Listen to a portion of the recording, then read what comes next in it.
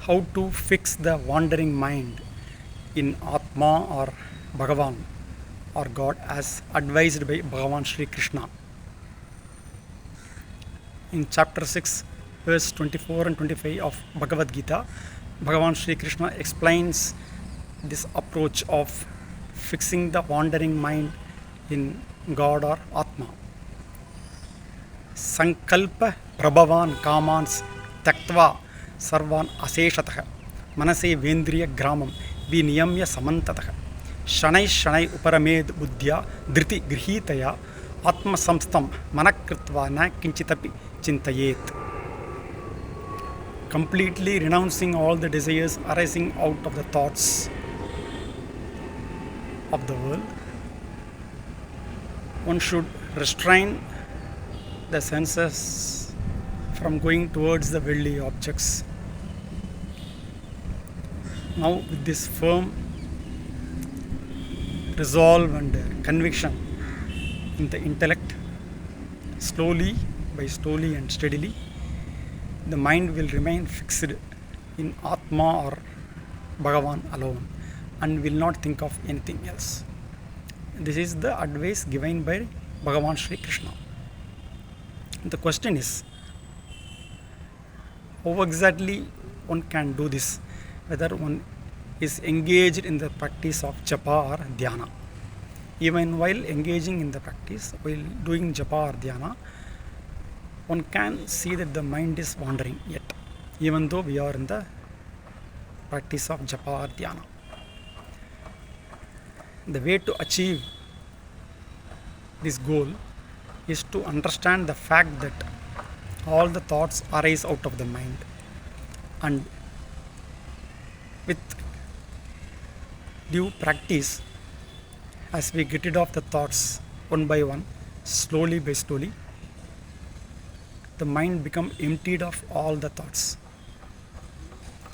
Thus, when the mind is emptied of all the thoughts, then naturally the mind will resolve into the Atman and will subside into the Atma. The mind will subside in the Atma or Bhagavan once it is emptied of the thoughts. This is the essence all of us need to understand. So when Bhagavan Sri Krishna says that the mind should remain fixed in God or Atma, what exactly meant here is that as we get rid of the thoughts slowly and steadily with practice, the mind will subside in Atma and resolve itself.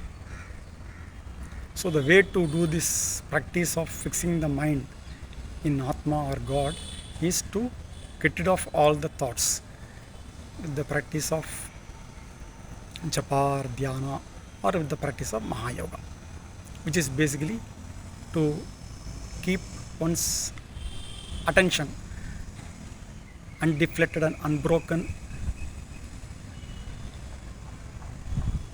in Atma. So as one keeps on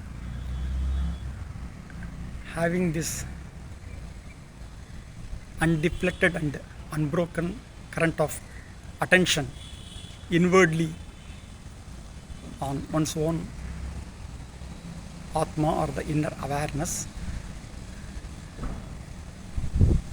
the mind will naturally get resolved into the Atma or Bhagavan, and there will not be further thoughts.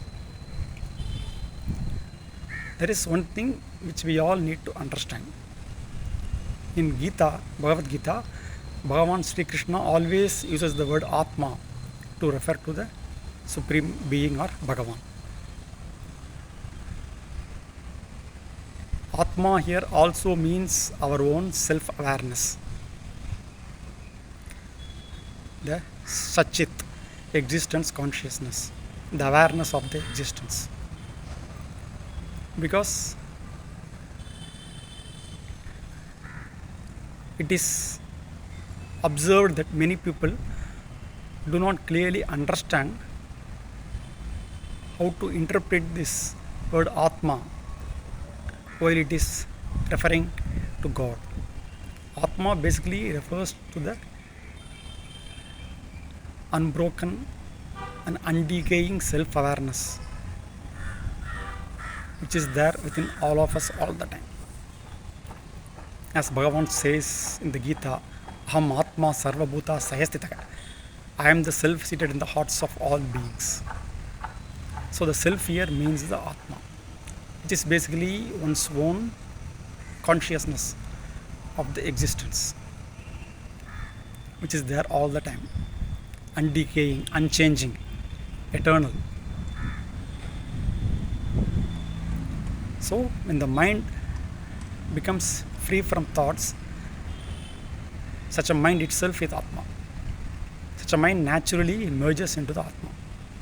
And once the mind gets back to the older ways of getting lost in the worldly objects and having thoughts and desires, then again mind naturally arises out of the Atma.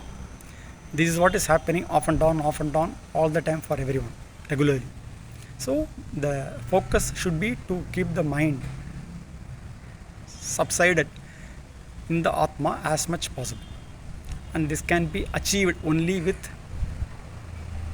intense, continuous practice.